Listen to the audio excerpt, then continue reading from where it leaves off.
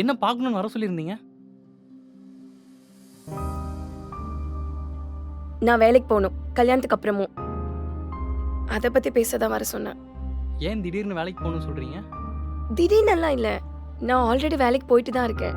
ஆனா வீட்டில் தான் பொய் சொல்லி உங்களை ஒத்துக்க வச்சுட்டாங்க. சரி, இப்போ நீங்க எதுக்கு வேலைக்கு போகணும்னு நினைக்கிறீங்க? எனக்கு எங்க அம்மாவை பார்த்துக்கணும். எந்த குறையுமே இல்லாம என்ன பார்த்துக்கிட்டாங்கள நானும் எந்த குறையுமே இல்லாம பார்த்துக்கணும்.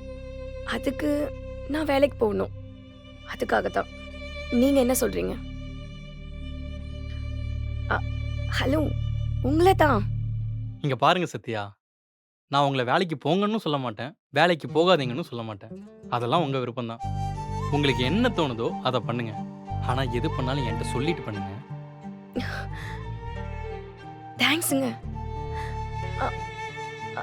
ஆனா வீட்ல மாமா ஏதோ பிரச்சனை அப்படி இப்படின்னு சொன்னாரு. வீட்டில் கொஞ்சம் அப்படிதாங்க. ஆனா அதெல்லாம் நான் பேசி மேனேஜ் பண்ணிக்கிறேன். இப்போ இருக்க சுச்சுவேஷன்ல 2 பேருமே வேலைக்கு போறது நல்லது தானே? ஆமாங்க.